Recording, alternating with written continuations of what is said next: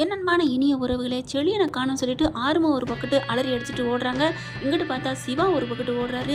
என்ன பண்ணுறதுன்னு தெரியாமல் மண்டபமே ஸ்தம்பிச்சு போயிருக்கு. அந்த சமயம் பார்த்துட்டு குறுக்கு சாலை போட்டுருதுங்க மகா. எப்படியோ அப்படி இப்படின்னு பேசி கல்யாணத்துக்கு சம்மதிக்க வச்சிருது. எசக்கிக்கும் காயத்ரிக்கும் சரின்னு சொல்லிடுது. அன்னபூரணியும் மணமேடை வரைக்கும் எல்லாம் மேக்கப் பண்ணி ரெடி ஆகிட்டு இருக்காங்க. கல்யாணம் நின்று போச்சு, மாப்பிள்ளையை காணோம் அப்படின்னு யாரும் நினைக்க வேணாம். கல்யாணம் குறித்த நேரத்தில் நடக்கும். மாப்பிள்ளை மட்டும் என் தம்பி தான், வேற ஒன்றும் இல்லை, வேற யாரும் இல்லை அப்படின்னு மகாதாங்க எடுத்து நின்று பேசுது. எல்லாத்துக்கிட்டையும் எல்லா விதமாக பேசிக்கிட்டு இருக்காங்க. ஆனால் பைரவி சிந்துவை மட்டும் இதை ஒத்துக்கவே முடியலை. மாப்பிள்ளை ஓடிலாம் போயிருக்க மாட்டார், இவங்க தான் யாரோ ஃப்ராடு பண்ணியிருக்காங்க அப்படின்னு நினச்சிட்டு என்ன பண்ணலாம் எனக்கு ஒன்றும் புரியலையே. சிந்துவும் பைரவி மண்டையை போட்டு குழப்பிக்கிறாங்க. அதுக்கப்புறமா காயத்ரிகிட்ட ரூமில் போயிட்டு இது பாரு காயத்ரி, சொல்கிறத கேளு, எதுவுமே பண்ண வேணாம், நீ வேணாம் அந்த கல்யாணம், இல்லை அம்மா பாவம், அம்மாவை காத்தேன் அப்படிங்கிற மாதிரி இந்த பிள்ளை ஜாடியில் சொல்லுது. ஐயோ சொன்னால் கேளு அப்படின்னு சொல்லிட்டு இருக்கீங்களே, இங்கே பார்த்தா கடத்திட்டு போயிட்டாங்க இல்லையா, கடத்திட்டு போய் ரூமில் கட்டி போட்டு அப்படி தள்ளி விட்டுறாங்க. அவன் பார்த்தா சரின்னு அப்படி தவிச்சிட்டு இருக்கான். இவனை வெளியில் விடக்கூடாதுடா அப்படின்னு சொல்லிட்டு நீ இங்கே இரு, நாங்கள் போயிட்டு சரக்கு வாங்கிட்டு வரோம் அப்படின்னு போகிறாங்க. சரக்கா அதெல்லாம் வேணாண்டா, கல்யாணம் முடிகிற வரைக்கும் பார்த்துக்கணும்னு சொல்லியிருக்காங்களே, நம்மலாம் இருக்கோண்டா, அவன் எப்படா வெளில போவான் அப்படின்னு சொல்லிட்டு சரக்கு வாங்கிட்டு வந்து ஃபுல்லாக அடிக்கிறாங்க. பார்த்தா டக்கு டக்குன்னு அடிக்கிறாங்க. 10 நிமிஷத்தில் இங்கே பார்க்குறாங்க நல்லா மட்டையாடுறாங்களா. அவங்ககிட்ட ஃபோனை மெல்ல மெல்ல காலை விட்டு அப்படியே எடுக்கிறாரு செழியன். எடுத்துகிட்டு என்ன பண்ணுறாங்க, மெல்ல மெல்ல எப்படியோ கால் பண்ணிடுறாங்க. காயத்ரி நம்பர் மனசில் இருக்கு இல்லையா, அதனால் காயத்ரிக்கு அடிச்சிடுறாங்க. காயத்ரி பார்த்தா ஃபோன் அடிக்குதான். உடனே பைரவி என்ன பண்ணுது, இரு நான் எடுக்கிறேன் அப்படின்னு சொல்லிட்டு ஃபோன் எடுத்தாந்து இந்தா அப்படின்னு கொடுக்குறாங்க. நீங்களே பேசுங்க அப்படிங்கிற மாதிரி காயத்ரி பேசுதா. உடனே இந்த பைரவி என்ன பண்ணுது, ஃபோனை எடுத்து பேசுது. காயத்ரி நான் தான் செழியன் அப்படிங்கல. செழியன் என்ன அப்படிங்கல பார்க்குறாங்க. சிந்துவும் காயத்ரி என்னாச்சு அப்படின்னு பார்க்கல.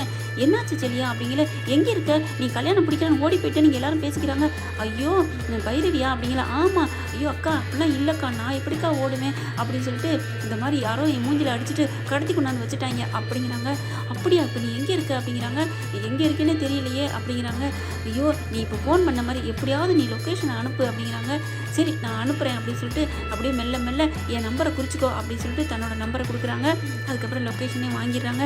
இங்கே பாரு காயத்ரி, எப்படியாவது நேரங்காலத்தை தடுத்து நிறுத்த பாரு, உன் மாப்பிள்ளையோட நான் வர்றேன் போதுமா அப்படிங்கிறாங்க. ஐயோ இந்த நேரம் பார்த்து இந்த சிவாவும் ஆர்வமும் காணமே அப்படின்னு புலம்புறாங்க. சிந்து இருந்துட்டு பைரவி இதுக்கெல்லாம் நேரமே இல்லைப்பா, அவங்க இருந்தால் தானே நம்ம எதுக்கு இருக்கிறோம் அப்படின்னு 2 பேரும் கிளம்புறாங்க. காயத்ரி எப்படி இருந்தாலும் சரி நீ தாலி கட்ட மட்டும் சம்மதிச்சிடாத. காயத்ரி என்ன பண்ணுது, இப்போவே சொல்லலாமே அப்படிங்கிற மாதிரி சொல்லுதா. இப்போவே சொல்லிட்டா ஏதாவது பிரச்சனை வந்துடும், மாப்பிள்ளையை விடாமல் பண்ணிடுவாங்க, அதனால் நாங்கள் மாப்பிள்ளையை கூட்டிகிட்டு வரைக்கும் ப்ளீஸ்மா நீ எப்படியாவது சமாளிமா அப்படிங்கல. சரிங்க நீ அப்படின்னு சொல்லிடுது. இவங்க 2 பேரும் என்ன பண்ணுறாங்க, நேராக போயிட்டு போலீஸுக்கு ஃபோனை பண்ணிடுறாங்க. அதாவது கமிஷனர் இங்கே பைரவிக்கு தெரிஞ்சவங்க இருக்காங்க இல்லையா, அந்த லொக்கேஷனே அனுப்பிடுறாங்க.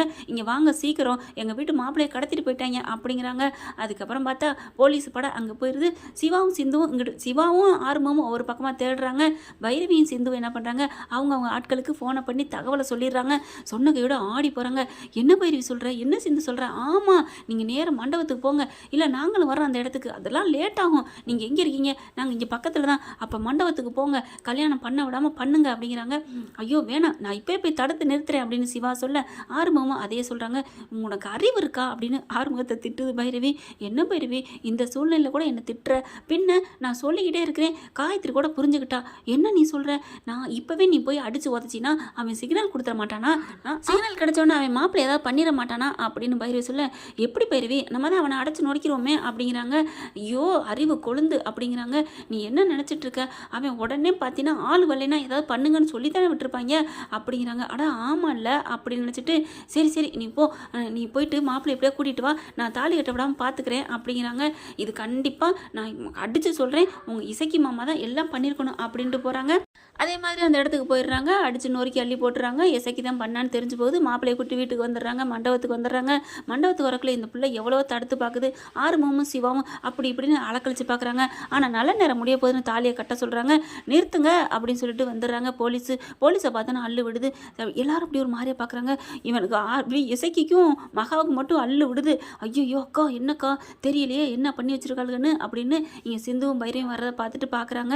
எந்திரா அப்படின்னு சொல்லி 4 தட்டு பலார்னு பொழிச்சுன்னு அரைஞ்சு எசிக்கையை தூக்கிடுறாங்க. அதுக்கப்புறம் மாப்பிள்ளையை கூட்டிடுறாங்க.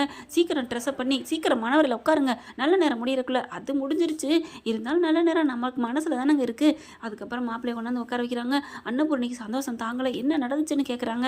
பைரவி, ஆறுமுகம், சிந்து, சிவா 4 பேர் நடந்தது பூரா சொல்கிறாங்க. ஆறுமுகம் பார்க்குறாங்க, மகாவை பார்க்குது இந்த பிள்ளை அன்னபூர்ணி. பார்த்துட்டு, சி நீ இப்படி இல்லாமல் பிளான் போட்டிருப்ப. ஐயோ அக்கா, நான் போடலக்கா, இது இந்த பயதான் பண்ணியிருப்பான் போலருக்கு அப்படின்ட்டு வேகமாக நல்ல பிள்ளைன்னு பேர் எடுக்கிறதுக்கு அப்படியே ஒரு அறை. அக்கா என்னக்கா, டே சும்மாடா அப்படின்ட்டு 2 பேரும் 2 அடி அடிச்சுக்கிறாங்க. இவனை பிடிச்சிட்டு போங்க அப்படின்னு போலீஸில் பிடிச்சி கொடுத்துருது. என்னை மன்னிச்சிருடா சிவா, எனக்கு இதுக்கு எந்த சம்மந்தமும் இல்லை. அம்மா உன்னை பற்றி எனக்கு தெரியாதா என்ன அப்படின்னு மனசில் நினைக்கிறாங்க. சிந்து என்ன பண்ணுறாங்க, அத்தை எல்லாம் நீங்களும் தான் இடைஞ்சல்னு எல்லாமே பண்ணிக்கன்னு எனக்கு தெரியும், ஆனாலும் நடிக்கிறீங்க, பரவாயில்ல அப்படின்னு சொல்ல, ஏய் எல்லாமே உன் வேலை தானே, இருக்கட்டும்டி அப்படிங்கிறாங்க. இங்கே பார்த்தீங்கன்னா நல்லபடியாக கல்யாணம் முடியுதுங்க. என்ன ஃப்ரெண்ட், இப்படியெல்லாம் போனால் நல்லா தானே இருக்கும், பார்க்கலாம் என்ன நடக்க போகுதுன்னு. இந்த பதிவு உங்களுக்கு பிடிச்சிருந்துச்சுன்னா உங்கள் பொண்ணான கையில் லைக்கை போட்டு சப்ஸ்கிரைப் பண்ணிடுங்க. Thank you friends.